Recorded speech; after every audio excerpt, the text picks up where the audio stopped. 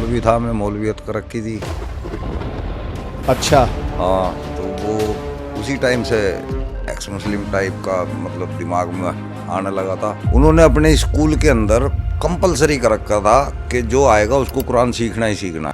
तो हमारे को वहाँ हाफजा ज़बरदस्ती हो गया और वहीं पे इमाम भी रहा, मैं उस स्कूल का भी इमाम में ही रहा, वहाँ नमाज में ही पढ़ाता था।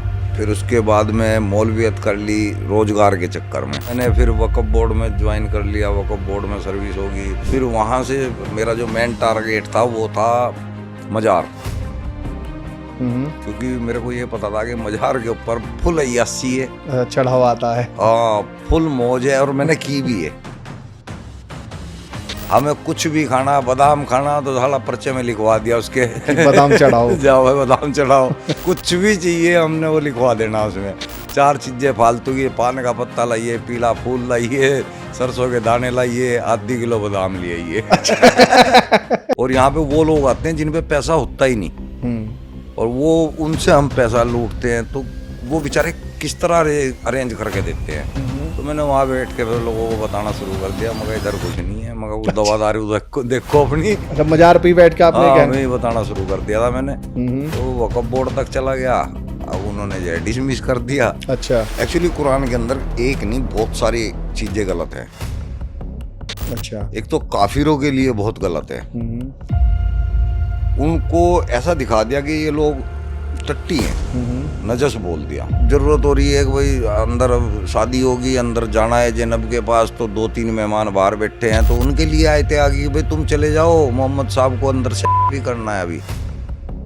ये आयते अल्लाह क्यों देगा? ये आयते हैं ये? हाँ ये आयते हैं। तो और जैसे ऐसा क्या है उसमें? लूट का माल चाहिए अल्लाह मियाँ को। अल्लाह मियाँ 20% हिस्सा मांग रहा है कि कोई भी लूट घेरोगे उसका 20% जो है हमारे को दो। अल्लाह को क्या जरूरत है भाई? मोहम्मद साहब को तो हो सकती है, अल्लाह को क्या जरूरत? और कैसे मौलाना होंगे? इतनी लंबी दाढ़ी वालों पे हमारे जवाब नहीं है। आग लगा दो फिर सालों इस दाढ़ी को। अब आप ये बताओ, जैसे आपने पढ़ा तो आपको समझ में आ गई कि भाई चीज में कुछ गलती है, तो ये बाकियों को समझ में नहीं आती, उन्हें दिख नहीं रहा है? आती है बड़े भाई, समझ में सारों को आ रही है, जब भी तो ये मस्जिदों में लौटते हैं मदरसों के अंदर। तो सलीम भैया, स्वागत है आपका हमारे पॉडकास्ट पे।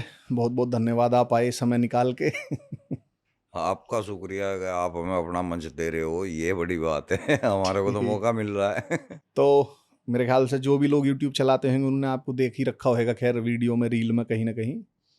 फिर भी जैसा एक हमारी जनता के लिए आप थोड़ा सा अपना नाम वाम बता दें, एक परिचय क्या करते हैं, मतलब ऐसे में। कहीं का रहा नहीं वैसे, मैं पहले तो करा करूँ था काम, अब तो कहीं का भी नहीं रहा। जब सवेरे निकले रात को घर में पड़े तो आदमी क्या कर लेगा? रोजाना कभी किसी न्यूज पे, कभी पॉडकास्ट पे, कभी किसी हिंदू प्रोग्राम में, कभी कहीं, यही चल रहा है। तो पहले क्या करते थे आप? पहले तो मैं दुकानदार था, अभी भी दुकान थी, अब भी जस्ट 1-1.5 महीना पहले ही खत्म हुआ है, वो सब बिल्कुल बंद हो गया, बिल्कुल ही। मतलब बंद करा या? करना ही पड़ा ना, चक्कर नहीं पड़ा। लगातार बाहर रह रहे तो क्या कर लेगा आदमी, दुकान नहीं कर सकता, तो वो छोड़ दिया। इससे पहले मौलवी था, मैं मौलवियत कर रखी थी। अच्छा। हाँ, तो वो उसी टाइम से एक्स मुस्लिम टाइप का मतलब दिमाग में आने लगा था। तो कब की बात है, कितने साल पहले की? ये तो जी ज़्यादा हो गया जी टाइम, तो अब तो करेक्ट नहीं बता पाता मैं। अच्छा, तो फिर भी पर जैसे आपका लगभग जब से फेसबुक स्टार्ट है ना, तब से मैं लगा हुआ बोलने में। अच्छा, तो इस हिसाब से तो आप मतलब भारत में तो शुरुआती जो कह लो, जो उनमें से हाँ, हुए मुझे और कोई दिखता नहीं था, उस मैं टाइम पे। अकेला फेसबुक पे जो है ऐसी बात करता था, और लोग आगे कहते थे ये कैसा आदमी है हाँ। तो आईडी सलीम नाम से ही थी? हाँ, ये मेरी शुरू से सैकड़ों आइडियाँ डिलीट हुई हैं, सैकड़ों आइडियाँ जो है अब मेरी बंद कराई गई हैं। नहीं तो अब तक तो अगर मेरी एक आईडी होती तो पता नहीं कितने अरब उसमें लोग जुड़े हुए होते तो थोड़ा सा आप अपनी इस यात्रा के बारे में ही बताएं कि आप कैसे, मुस्लिम थे आप पहले, तो कैसे रही आपकी यात्रा वहां से यहाँ तक की? मैं लीलगर बिरादरी से हूँ, रंगरेज बोलते हैं जिनको, और मैं सुन्नी देवबंदी था। और कुरान मैंने बचपन में मतलब ना चाहते हुए भी स्कूल के अंदर ही कंपलसरी था। मदरसे में कि स्कूल में? ऐसा नहीं, स्कूल था वो। स्कूल कहाँ था? ये शामली शहर अच्छा, के अंदर ठीक है। आज़ाद पब्लिक स्कूल नाम था। सुलेमान हमारे मास्टर जी हुआ करते थे, बहुत अच्छे इंसान थे रवैये से, और मतलब व्यवहार से बहुत बड़े आदमी थे, लेकिन वो बहुत ज़्यादा रिलीजियस थे। ठीक है। उन्होंने अपने स्कूल के अंदर कंपलसरी कर रखा था कि जो आएगा उसको कुरान सीखना ही सीखना। तो हमारे को वहाँ हाफजा ज़बरदस्ती हो गया, और वहीं पे इमाम भी रहा, मैं उस स्कूल का भी इमाम में ही रहा, वहाँ नमाज में ही पढ़ाता था।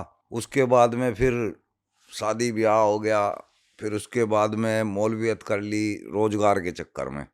अच्छा, मौलवियत कर लूँ तो जैसे क्या मौलवी का कोर्स होता है कुछ? हाँ, कोर्स होता है बाकायदा। कैसे मतलब मौलवी कैसे बनते हैं? जैसे किसी मुस्लिम को बनना होता होगा तो कुरान का जो तर्जुमा होता है ना, वो पढ़ाया जाता है मौलवियत के अंदर। तो एक टाइम होता होगा इतने दिन, हाँ, टाइम होता है, फिर उसके पेपर होते हैं, एग्जाम होते हैं, फिर उसको सनद मिलती है। तो रोजी रोटी के लिए आपने हाँ, मौलवियत मैंने कर ली। किया। ये हकीकत है कि मतलब अल्लाह की चाह में नहीं, क्योंकि उस टाइम मैं हो चुका था एक्स मुस्लिम अच्छा अंदर से। मेरे को ये पता लग चुका था कि यार कम से कम ये तो है नहीं है अल्लाह। अच्छा। तो मैंने फिर वक्फ बोर्ड में ज्वाइन कर लिया, वक्फ बोर्ड में सर्विस होगी। फिर वहाँ से मेरा जो मेन टारगेट था वो था मजार, क्योंकि मेरे को ये पता था कि मजार के ऊपर फुल अय्यासी है, चढ़ावा आता है। हाँ फुल मौज है, और मैंने की भी है। अच्छा। हाँ, हकीकत के अंदर मैंने वो सारी अय्यासियाँ की है जो वहाँ पे सभी मौलवी करते हैं, जो वहाँ के जो खादिम होते हैं सभी करते हैं, एक भी ऐसा नहीं है जो नहीं करता। अच्छा। और पैसा तो अंधा आता है। हमें कुछ भी खाना, बादाम खाना तो साला पर्चे में लिखवा दिया उसके कि बादाम चढ़ाओ। जाओ भाई बादाम चढ़ाओ। कुछ भी चाहिए हमने वो लिखवा देना उसमें। 4 चीजें फालतू की, पान का पत्ता लाइए, पीला फूल लाइए, सरसों के दाने लाइए, आधी किलो बादाम ले आइए। इस तरह अपना काम चल रहा था। फिर मैं ही थोड़ा सा, मैं कहा यार ये अच्छा काम नहीं है, हम दुनिया को धोखा दे रहे। ये जगह ऐसी है, यहाँ लोग कितने यकीन के साथ आते हैं, और कितने परेशान आदमी यहाँ पे हाँ आते हैं। हाँ। और यहाँ पे वो लोग आते हैं जिन पे पैसा होता ही नहीं, हम्म। और वो उनसे हम पैसा लूटते हैं, तो वो बेचारे किस तरह अरेंज करके देते हैं। तो मैंने वहाँ बैठ के फिर लोगों को बताना शुरू कर दिया, मगर इधर कुछ नहीं है, मगर कुछ दवा दारू देखो अपनी। अच्छा, मजार पे ही बैठ के आपने हाँ, क्या? मैं ही बताना शुरू कर दिया था मैंने। तो वक्फ बोर्ड तक चला गया, अब उन्होंने जो है डिसमिस कर दिया। अच्छा। उसके बाद और कुछ समझ में नहीं आया, तो अपना यहाँ लोनी गाजियाबाद आ गया। यहाँ आके दुकान खोल ली गारमेंट की, लेस जरी बूटे नग बटन, वो बढ़िया चल पड़ी। तो उससे पहले से ही फेसबुक पे अकाउंट बना रखे थे, पर ज्यादा नहीं लिखता था। यहाँ दुकान पे बैठ के बिल्कुल फ्री हो गया, खाली हो गए। खाली हो गया। कस्टमर आ गया, फोन रख दिया, सामान दिखा दिया, नहीं आया फिर स्टार्ट हो गए। अच्छा। तो बढ़िया, वहाँ पे फॉलोइंग भी अच्छी होने लगी।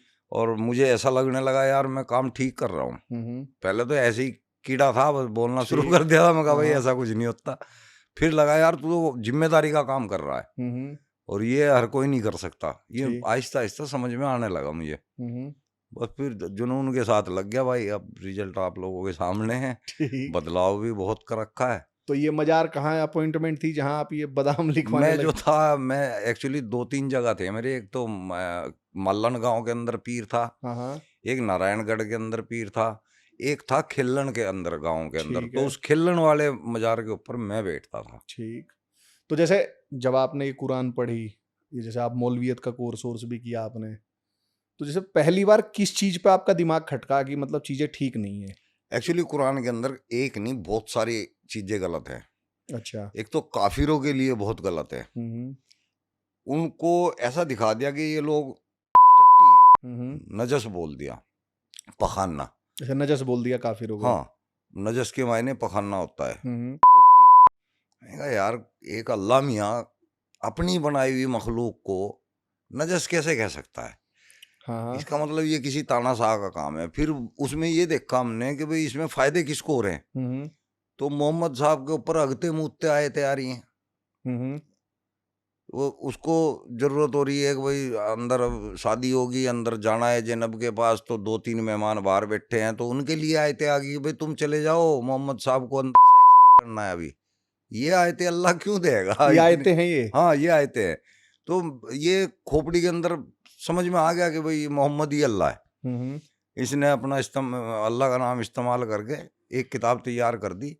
लेकिन वो किताब जो मोहम्मद साहब ने तैयार करी थी, मैं साहब इसलिए बोल देता हूँ कि कुछ लोगों को हाँ नहीं ठीक बात। हाँ, नहीं तो है नहीं वो साहब के लायक। आज की तारीख में होता तो जूते बज रहे होते बेहतरीन गेर के, और जेल में होता। तो वो जो मोहम्मद साहब ने कुरान तैयार किया था ना, वो तो जला दिया गया। ठीक है। वो पब्लिश है ही नहीं है। उस्मान गनी ने एक कुरान तैयार किया और उस कुरान की प्रतियां छपवाई और जो पिछले सारे कुरान थे उन सभी कुरानों को आग लगवा दी ताकि कोई मैच ना कर सके ठीक है कि कि सही भाई है कि गलत है। हाँ। अब वो कुरान तो लोगों के सामने है ही नहीं है, ये कुरान है, ये एक इंसान का लिखा हुआ साफ दिख रहा है, इसमें मोहम्मद साहब को टारगेट किया हुआ है, मोहम्मद साहब ने अल्लाह को टारगेट किया हुआ था, नेले पे दहला हो रखा है। मोहम्मद साहब ने तो सोचा था मैं जो है लोगों के सामने एक अच्छा आदमी करेक्टर आऊंगा, तो ये अब्बासियों ने उसको घड़ घड़ के ऐसा कर दिया कि वो एक सेक्सी लुटेरा गंदे नेचर का आदमी इस टाइप का बना दिया। ठीक। तो अब हम क्यों फॉलो करें जब हमें पता चल ही गया कि भाई ये अल्लाह की किताब नहीं है, अगर ईश्वर है कोई तो हम उसे ढूंढेंगे ना, हम उसे तलाश करेंगे। मैंने तो कर लिया, मुझे नहीं कहीं बाहर ढूंढने की जरूरत है, मुझे लगता है कि मेरे अंदर है। अच्छा। कम्युनिकेशन बनाने के ऊपर है अपने आप, मुझे लगता है कि मेरा बना हुआ है। मैं आज की तारीख में परेशानी नहीं तो जैसे मेरे काम है कीड़े चल रहे होते हैं मेरे ऊपर कोशिश तो करी है अच्छा, बहुत जैसा लोगों ने। किताब के हिसाब से जो आप कर रहे हैं। हाँ जी, अजाब आना चाहिए था ना मेरे ऊपर, लेकिन अजाब की जगह मौज आ रही है। यहाँ जिहादियों को जो है ना बड़ी तकलीफ होती है, ये साला क्यों ऐश कर रहा है, ये हवाई जहाजों में क्यों घूम रहा है, ये 5 स्टार होटलों में क्यों जा रहा है, हम क्यों नहीं जा रहे, हम तो 5 टाइम नमाज पढ़ रहे हैं और तुम जब भी तो गर्क हो रहे हो साले। अच्छा। जब भी तो गर्क हो रहे, तुम तरक्की का कोई काम कर ही नहीं रहे, नमाज पढ़ पढ़ के कोई कामयाब होता है, कोई हुआ है आज तक, हो ही नहीं सकता। अच्छा। पूजा से भी नहीं हो सकता, किसी भी तरह की पूजा से नहीं हो। पूजा क्या है, हम जो एक प्रतीक को मान के उसका आदर कर रहे हैं, उसके अंदर नहीं है वाकई में रियल में उसके अंदर भगवान नहीं है, आपके अंदर भगवान है, ठीक है, मेरे भी अंदर भगवान है। तो जैसे एक तो आपने चलो ये बता दी कि जैसे काफिरों के लिए ये लिखा हुआ है। अच्छा, और जैसे ऐसा क्या है उसमें? लूट का माल चाहिए अल्लाह मियाँ को। अच्छा, ये भी सूरह अल्लाह नाम के अंदर है, अल्लाह मियाँ 20% हिस्सा मांग रहा है कि कोई भी लूट घेरोगे उसका 20% जो है हमारे को दो। अल्लाह को क्या जरूरत है भाई, मोहम्मद साहब को तो हो सकती है, हाँ, अल्लाह को क्या जरूरत है। ठीक। तो यहाँ से पता लगता है अल्लाह अच्छा, की अब नहीं है। जैसे अगर ये बातें जो मौलवी मौलाना हैं, जैसे जो घूमते हैं जिनसे बात करते हैं लोग, तो वो कहते हैं जी आपको तो उर्दू नहीं आती, आपको तो इसका अनुवाद ही नहीं पता, आप गलत अनुवाद कर रहे हो या संदर्भ हटा रहे हो, फिर उसका क्या है? नहीं, अगर कोई हमारे को कहेगा हम तो मुंह पे नहीं चांटा मार देंगे, हमारे को तो सब आता है ना। अच्छा, आपको आती है अब उर्दू? आके बैठो ना, कौन सा कोई बोलता ही नहीं, जितने बोल रहे आपने भी देखी होगी, ये लंबी लंबी दाढ़ी वालों के साथ भी मेरी डिबेट हो चुकी है, जो है 8-8 इंच की दाढ़ी पहन के बैठ जाते हैं, है ना, उनके साथ भी मेरी डिबेट हो रही है। और किस और कौन सा मौलाना होगा बताओ, और कैसे मौलाना होंगे जो इतनी लंबी दाढ़ी वालों पे हमारे जवाब नहीं है। आग लगा दो फिर सालों इस दाढ़ी को, क्या फायदा। अच्छा, अब आप ये बताओ, जैसे आपने पढ़ा तो आपको समझ में आ गई कि भाई चीज में कुछ गलती है, तो ये बाकियों को समझ में नहीं आती, उन्हें दिख नहीं रहा है? आती है बड़े भाई, समझ में सारों को आ रही है, जब भी तो ये मस्जिदों में लौंडे पेलते हैं मदरसों के अंदर, है ना, इनको समझ में सारा आता है, सब पता है कि कोई साला अल्लाह नहीं है, कुछ भी कर लो। वहाँ जवान जवान छोटे छोटे लौंडे हैं, उन्हें कोड्डा करो रखे हैं बिना तेल के, वे बेचारे कुछ बोल भी नहीं पाते, घर जाके भी नहीं बता पाते। हमारे बच्चों के साथ तो हो रहा है, हम उन्हीं के लिए तो खड़े हो रहे हैं। हम उनको मदरसों से निकालना चाह रहे हैं। मदरसों से निकलो, अपना पिछवाड़ा भी बचाओ, अपनी इज्जत भी बचाओ, और स्कूल में जाओ, डॉक्टर बनो, इंजीनियर बनो, बड़े बड़े अफसर बनो, पढ़ोगे तो बढ़ोगे।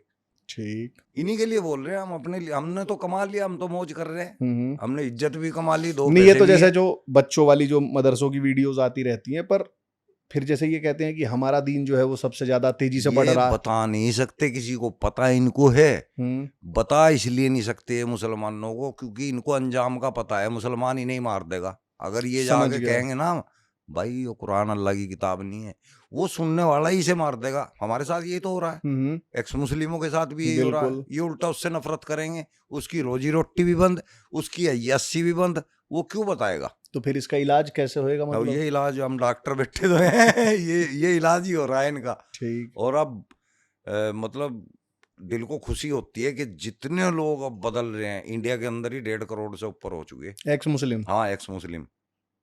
तो बहुत ताजा डाटा आप कहीं से भी ले सकते हैं, गूगल से भी निकाल सकते हैं, भारत में एक्स मुस्लिम की संख्या तो बहुत बड़ी संख्या है। तो हाँ जी, भारत के अंदर 1.5 करोड़ क्रॉस कर दिया। आपसे कुछ दिन पहले तो 1,20,000 1 करोड़ 20 लाख थे, अब 1.5 करोड़ को क्रॉस कर दिया।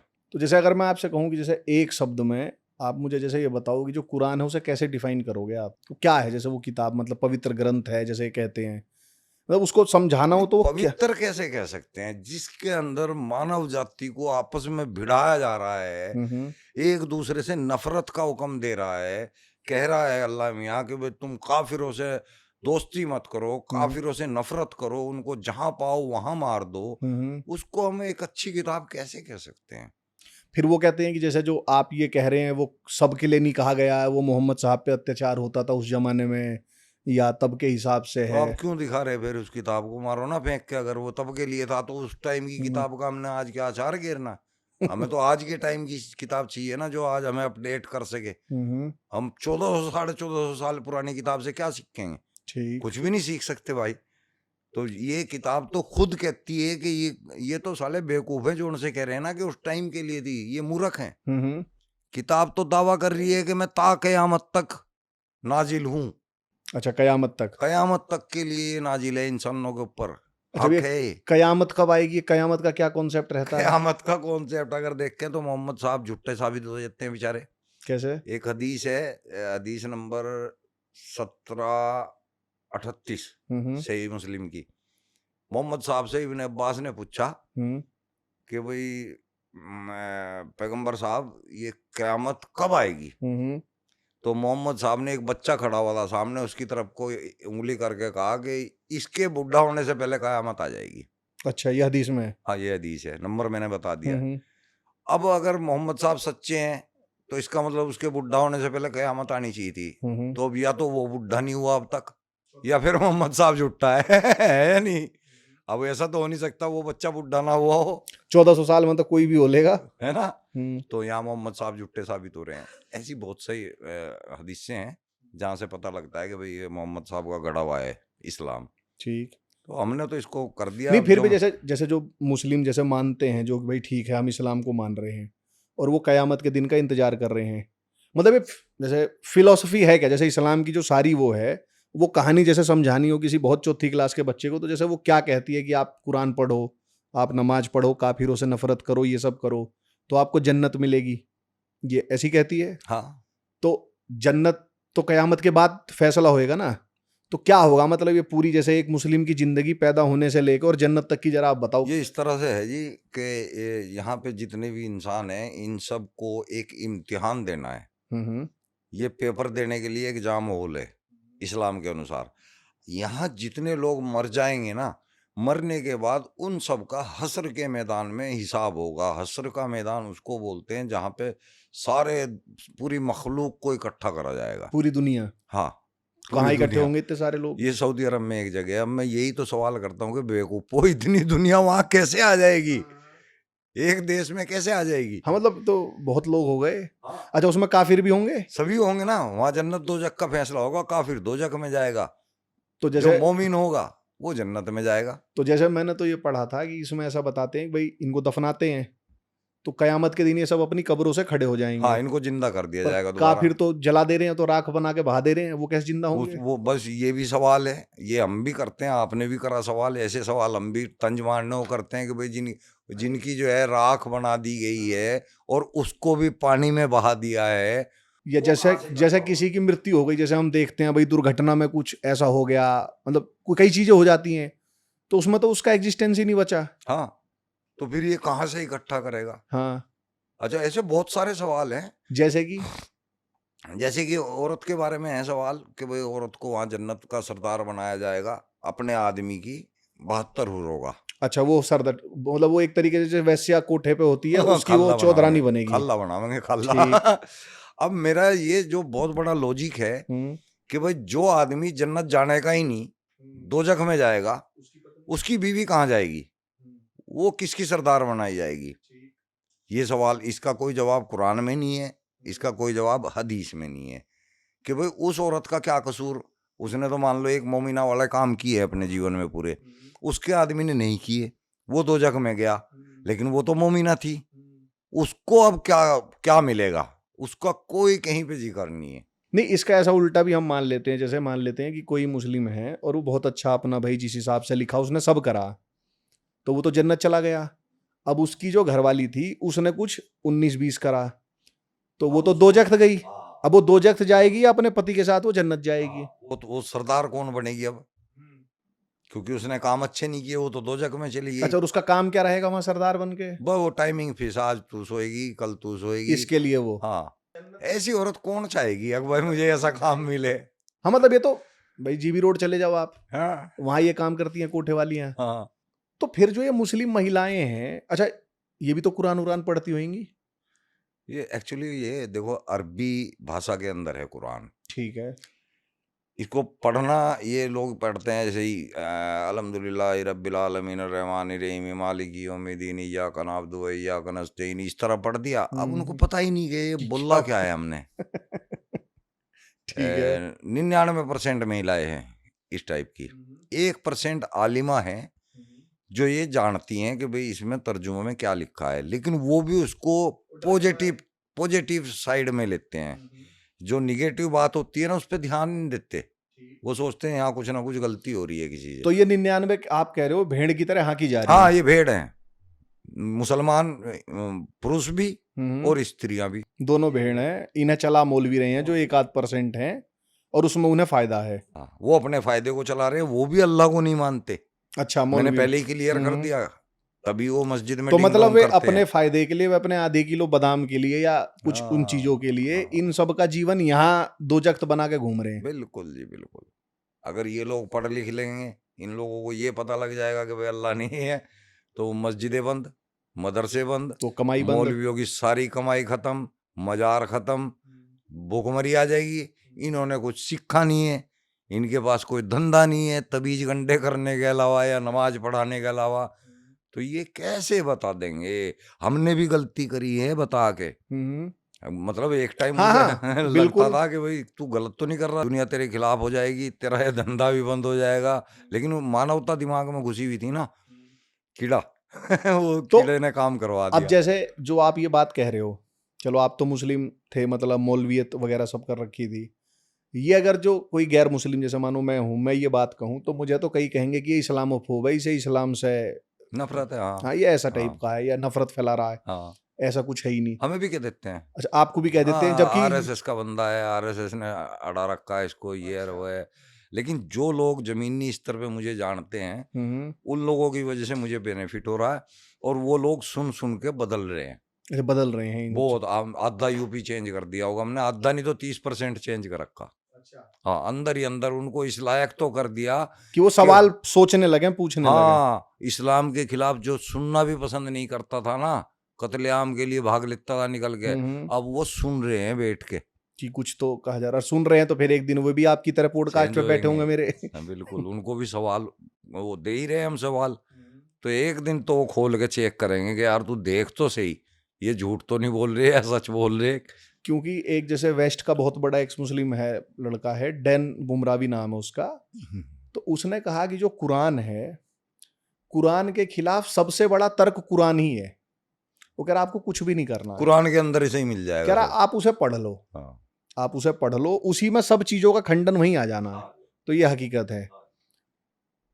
अब जैसे जो ये 7 अक्टूबर को जैसे इजराइल में हमास ने किया, ये पहलगाम में हुआ, आप भी पहलगाम गए थे मेरे ख्याल से। हाँ हाँ, ये जम्मू कश्मीर में जो हिंदुओं के साथ हुआ, या आए दिन हम देखते हैं जो चीजें हो रही हैं, तो इसकी प्रेरणा इन्हें कहाँ से मिल रही है करने वालों को? ये पाकिस्तान वगैरह, ये जो इस्लामिक इस टाइप के देश है ना, ये साले हमारे अंदर जो है ज़्यादा जहर भर भर के इस्लामिक कंट्री बनाएंगे, पूरी दुनिया में इस्लाम फैलाएंगे, जिहाद, ये आतंकवादी संगठन है। अल्लाह खुद आतंकवादी है।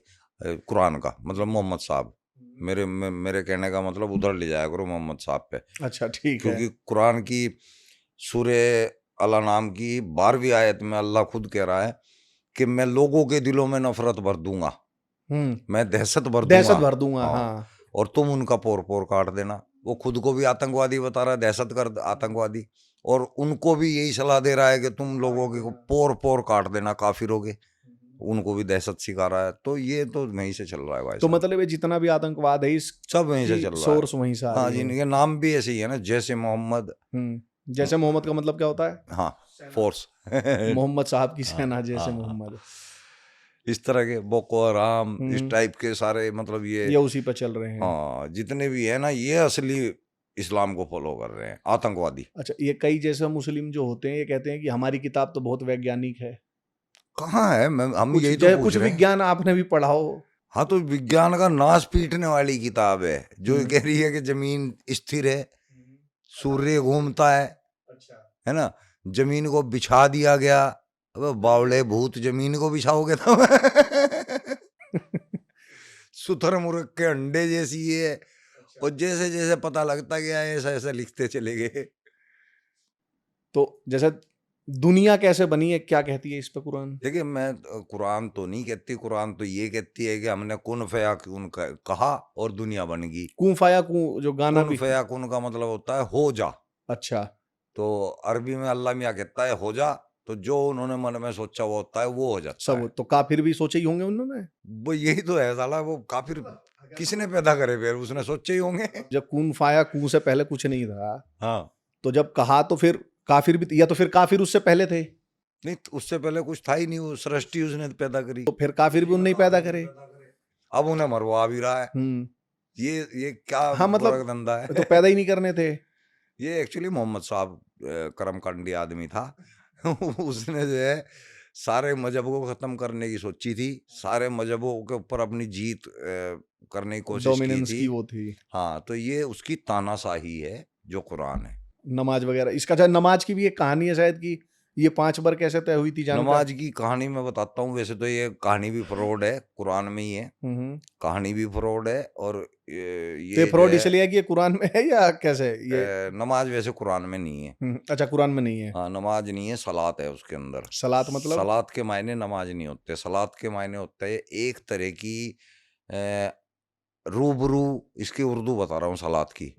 उर्दू शब्द में रूबरू, राबता, दीदार, आमने सामने या कम्युनिकेशन। ठीक है। इसके मायने ये होते हैं। इबादत भी कह सकते हैं आप इसको।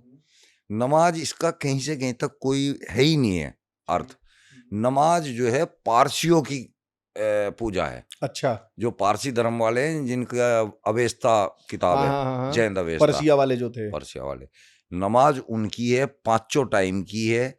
और ये उसके अंदर जो वजू का तरीका है, कैसे रुकू करना है, कैसे सजदा करना है, कैसे क़याम करना है, सब कुछ उसके अंदर है। वो इन्होंने एज ए टीज उठा ली, अब बोल दिया हमारी है। बोल दिया ये अल्लाह ने दी है और इसके अंदर हमें कुरान पढ़ना है। ठीक। ये वहां से आई है, नमाज नहीं है। अब ये कहानी मैं बताता हूँ किस तरह से ये बता रखी है।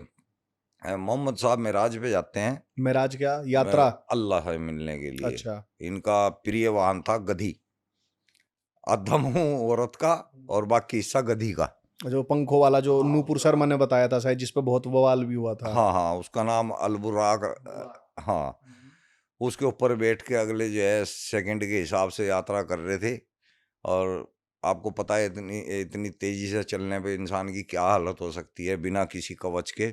अंतरिक्ष में जाने का क्या मतलब है? बिना किसी कवच के जा सकता है क्या कोई? तो वहां पे ये अल्लाह के पास गए तो अल्लाह ने इनको 50 टाइम की नमाज दी। कि 50 बार नमाज दिन में? दिन में।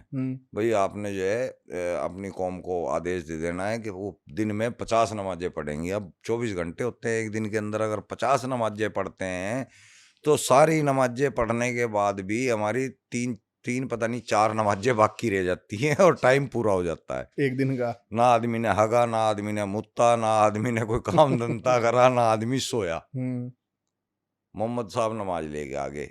उनको भी इतनी अकल नहीं कि वह हमारा जो उम्मती होगा वो इतनी नमाज कैसे पढ़ लेगा। अल्लाह मियाँ को भी इतनी अकल नहीं कि भाई मैं मोहम्मद साहब को इतनी नमाजें बता रहा, क्या पॉसिबल है इतनी नमाज 24 घंटे में पढ़ना? अल्लाह भी तो हिसाब लगा सकता था। जो बिल्कुल बिल्कुल नहीं लगाया जी। मूसा अलैहिस्सलाम उनसे बोले, जब उन्होंने कहा भाई इतनी वो नमाजें दिए, कह लगे हुजूर इतनी नमाजें तो उम्मत नहीं पढ़ पाएगी और आप जो है इसको कम कराओ। तब जो है मोहम्मद साहब को समझ में आया कि हाँ भाई शायद ये ज़्यादा होगी। वो फिर शर्माते शर्माते गए, दोबारा मेराज पे गए। हाँ दोबारा। फिर कहा या अल्लाह ये तो नमाजें बहुत ज़्यादा हो जाएंगी, मेरी उम्मत नहीं पढ़ पाएंगी, तो कुछ छूट दी जाए। तब उन्होंने जो है कम करी, उसको 20 बताई। वो फिर 20 लेके आए। फिर उनको सलाह दी गई कि इतनी भी नहीं पढ़ पाएगा। फिर 10 लेके आए। फिर कहा कि इतनी भी नहीं कोई पढ़ पाएगा। फिर गए तो लास्ट में 5 नमाजें कही तो जब वो 5 लेके आए तब भी उनको यही कहा कि हुजूर 5 नमाजें भी आपकी उम्मत नहीं पढ़ पाएंगी, ये भी बहुत ज्यादा है। तो वो बोले कि भाई आप मुझे शर्म आ रही है, अब नहीं मैं जा सकता, अब तो बस इतनी वाजिब इतनी होगी तुम्हारे ऊपर, अब तो इतनी पढ़नी पड़ेगी। ये किस्सा है 5 नमाजों का। यहाँ से भी पता लग जाता है कि मोहम्मद भी बेवकूफ था और अल्लाह भी बेवकूफ था। वो अगला जो सलाह दे रहा था वो अक्लमंद था, ठीक। तो उसको पता था सारा कुछ, भाई इतनी नमाजें नहीं पढ़ पाएंगे, और वाकई में नहीं कोई पढ़ पाता, मस्जिदें खाली हैं, मस्जिदें खाली हैं। और क्या कौन पढ़ पाता है? कोई दिन में 1 टाइम की 2 टाइम की मुश्किल पढ़ पाता है। कोई कोई बेवकूफ है जो 5 टाइम लगा रहता है और वो बर्बाद है अपनी दुनिया में। अच्छा। जो 5 टाइम की 7 टाइम की पढ़ रहा है ना, वो और कुछ काम नहीं कर सकता। अच्छा, ये जो जुम्मे की नमाज होती है इसका क्या है सिग्निफिकेंस? ये खुतबे के ऊपर है और ये शुक्राने के तौर पे नमाज पढ़ी जाती है हफ्ते में क्या एक। होता है इसमें? जैसे हमने देखा जुम्मे की नमाज के बाद पत्थरबाजी के अक्सर केसेस आते हैं। हाँ, तो उस टाइम ये इनकी मीटिंग का टाइम है। अच्छा। जब भी इनको कोई प्रोग्राम फिट करना होता है ना, कोई शांति फैलानी होती है, तो जुम्मे के दिन फैलाते हैं। अच्छा। शांति का मजहब है, तो शांति का दिन इन्होंने जुम्मा रखा हुआ है। और उसमें सबको जाना मैंडेटरी है? मतलब कोशिश करनी है। और जो नहीं जा पाए वो, जैसे आपने 4 नमाज पूरी पढ़ी दिन जो की, नहीं जा पाए उसे आस पड़ोसी लानत भेजते हैं। वो मतलब कैसे भेजते हैं? लानत भेजी तो जाती है? यार तू कैसा आदमी है, अच्छा, ऐसे उसको बोलते हैं। तुझे इस्लाम के लिए अपना बच्चा नहीं कुर्बान कर सकता? जैसे 4 बार पढ़ ली दिन में, शुक्रवार को ही जुम्मे वाले दिन पर, वो दोपहर वाली नहीं पढ़ पाए तो लानतें भेजी जाएंगी। हाँ, और तो यानी सबसे इंपॉर्टेंट नमाज शुक्रवार वाली इनकी पढ़ जाती है। जबरदस्ती है, जबरदस्ती करवाते हैं। अपने आप को जन्नत नहीं चाहिए इन्हें, इन्हें लोग चाहिए जन्नत में। अपना आप नहीं जन्नत जाना, जिसने अपना आप जाना हो ना वो अपना आप कर्म करेगा। हाँ। उसे क्या मतलब है कि भाई ये बंदा क्यों नहीं कर रहा? तू जाना, तेरे को जाना है ना। उसमें उनका तर्क ये है ना कि जैसे भाई कयामत तब तक नहीं आएगी जब तक इस धरती पे एक भी काफिर जिंदा रहेगा। नहीं नहीं, ऐसा नहीं है। कयामत तब तक नहीं आएगी जब तक धरती पे एक भी मुसलमान रहेगा। अच्छा।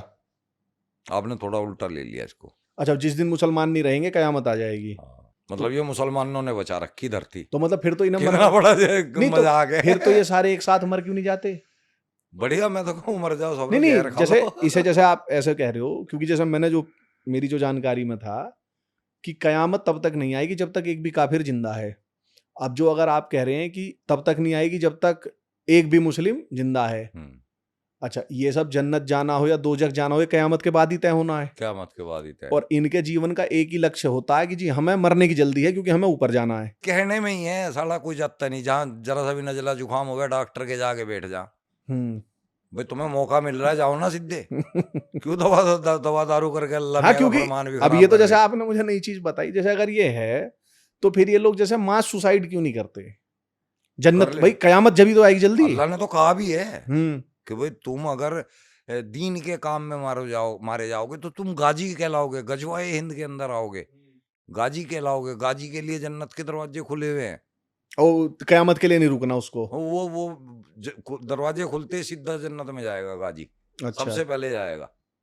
तो ये तो मतलब एकदम इनका हिपोक्रेसी, दोगलापन टाइप है मतलब। और नहीं तो ठाओ अपना एक छोटा मोटा हल्का फुल्का बम बांध लो, खुद भी फट जाओ, एक आधे को और फाड़ के जाओ जन्नत में। क्यों नहीं जा रहे भाई? क्यों डॉक्टर के जाते हो तुम?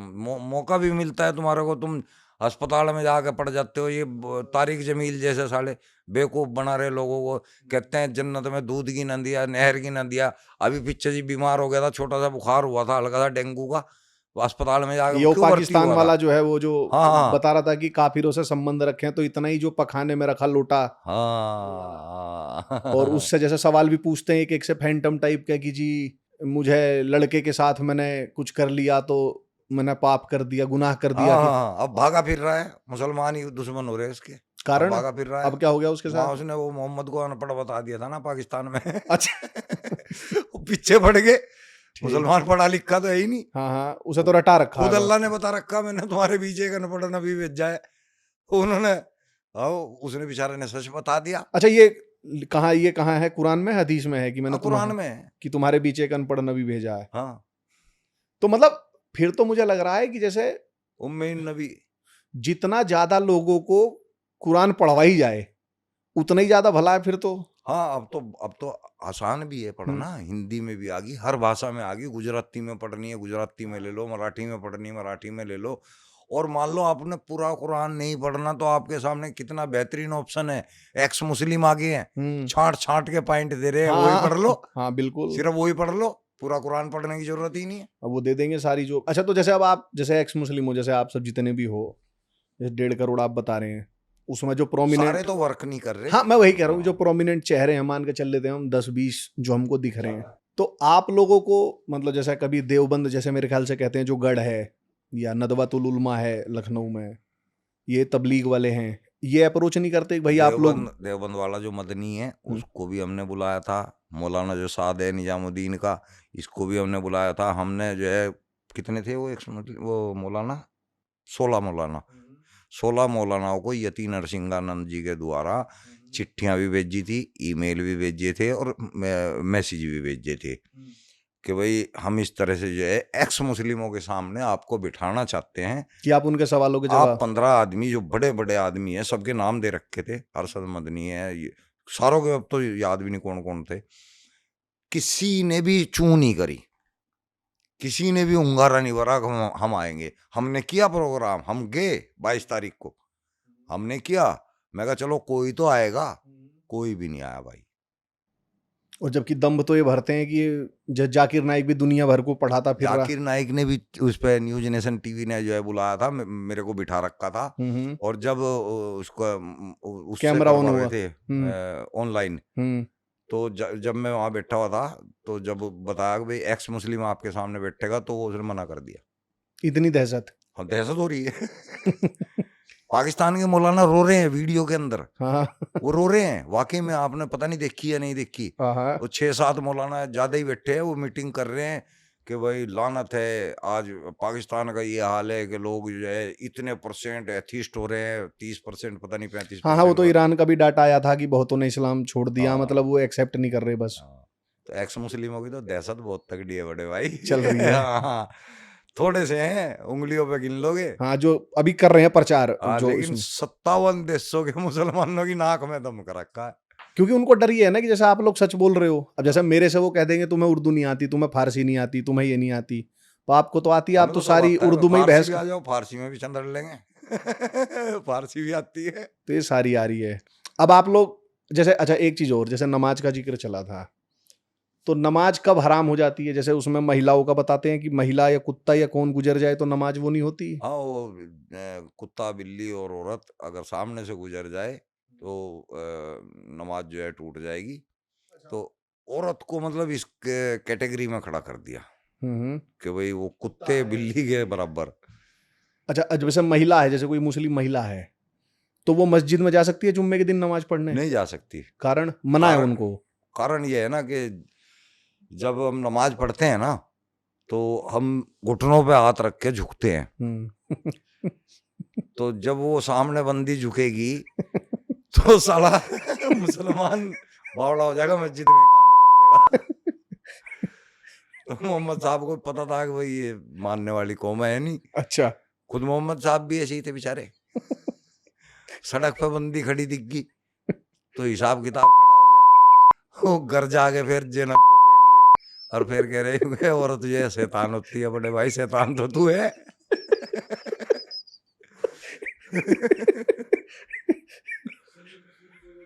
सही मुस्लिम 1403 है। अच्छा, उसमें लिखा है ये? हाँ, उसमें लिखा है। तो जैसे ये महिलाओं को मतलब उसमें नहीं जाने के लिए ये भी कोई आयत वायत है, क्या है ये? हाँ, ये मतलब आयत नहीं है, लॉजिक है, इसलिए मना किया। अच्छा, अब जैसे ये कहते हैं कि हमारे में जात पात नहीं है, सब मुस्लिम एक हैं, तो ऐसा भी होता है? इस्लाम के अंदर जात पात नहीं है, मुसलमान के अंदर तो है। जैसे कि तेली धोबी नाई सब है इसके अंदर। अच्छा, ऐसा ही कब्रिस्तान भी अलग होते हैं इनके सब के? हाँ है, शिया के अलग है, सुन्नी के अलग है, देवबंदी के अलग है, अहले हदीस के अलग है, बरेलवी के अलग है, सब के अलग अलग है।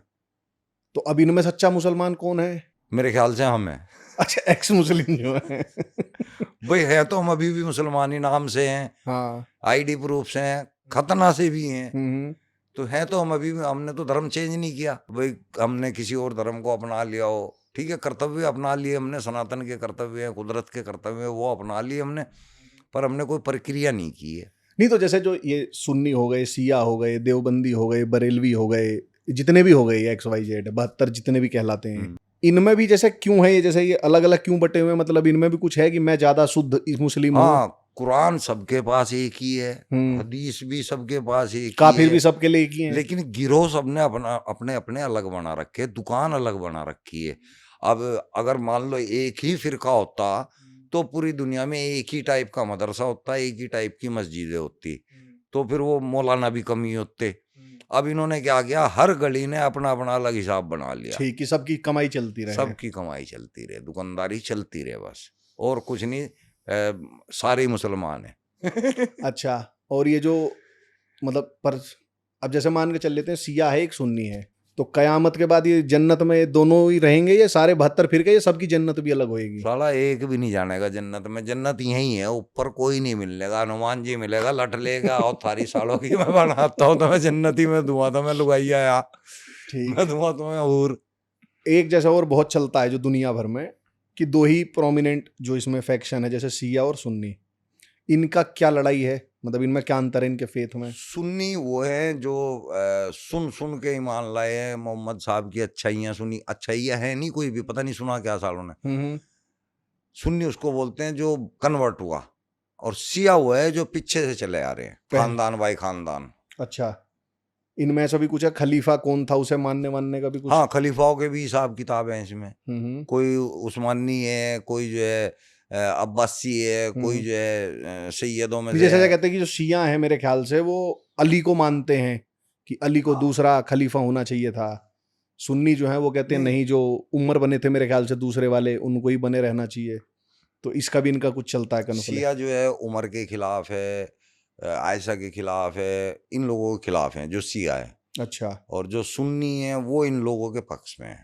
ठीक, ये चल रहा है। अच्छा, एक ये जो ताजिया निकलता है, ये क्या होता है आप लोगों का? जो हसन हुसैन थे वो मोहम्मद साहब के नाती थे, और उनको करबला के मैदान में मारा गया था।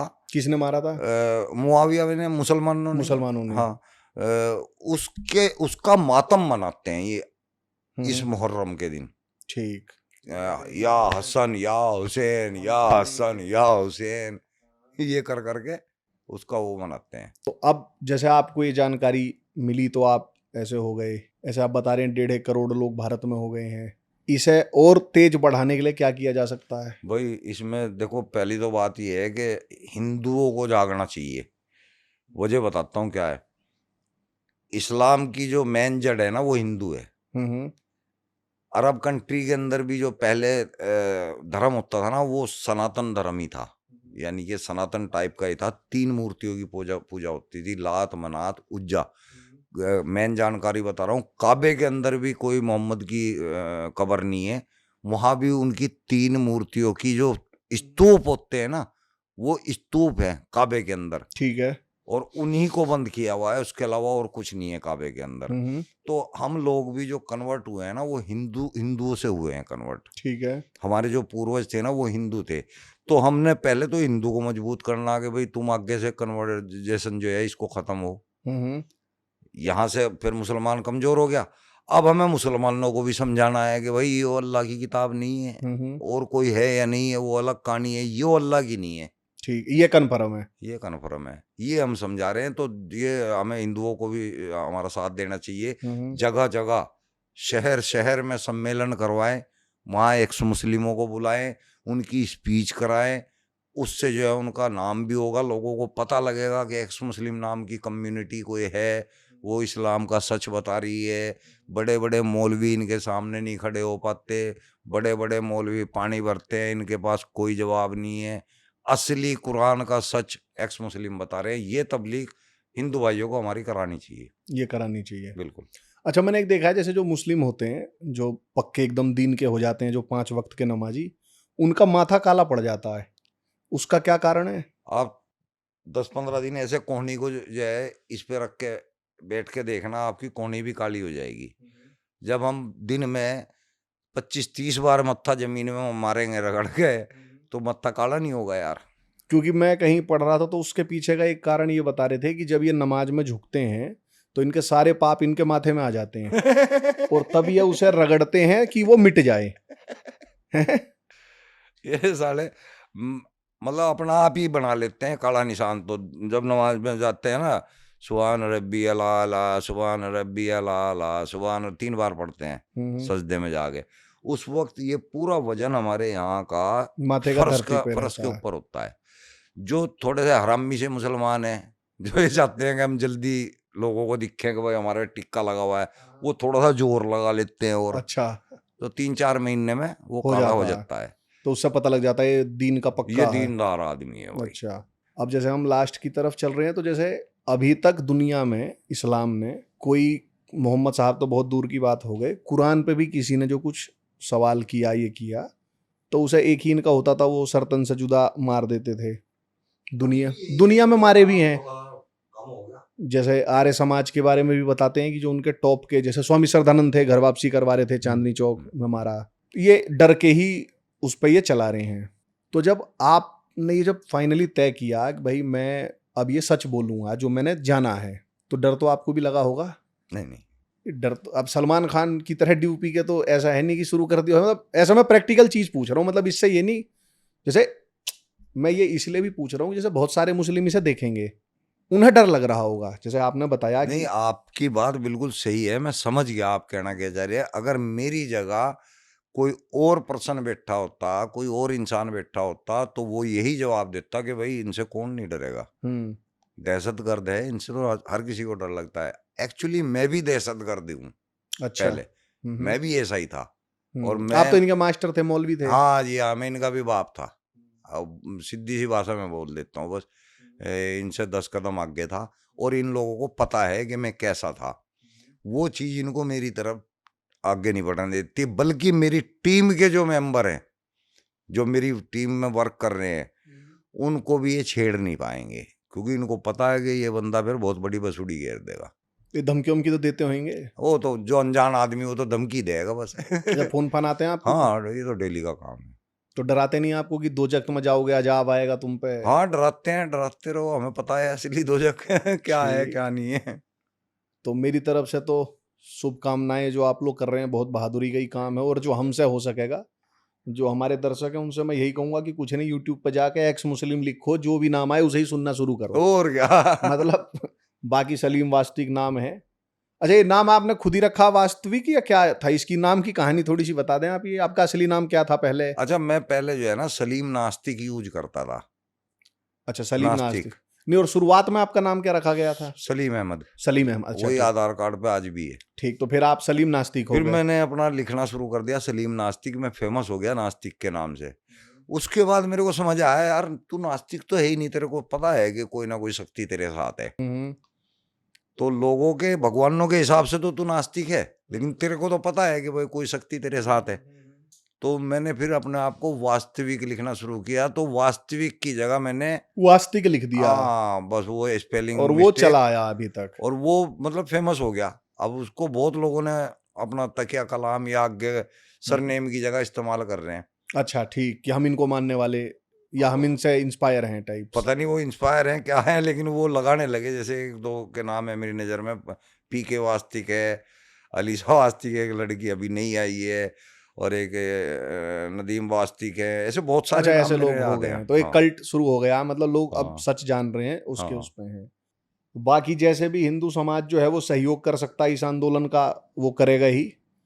आप लोग दिन दोगुनी रात चौगुनी तरक्की करें इस विचारधारा के लिए, हम भी उसी पे लगे हुए हैं।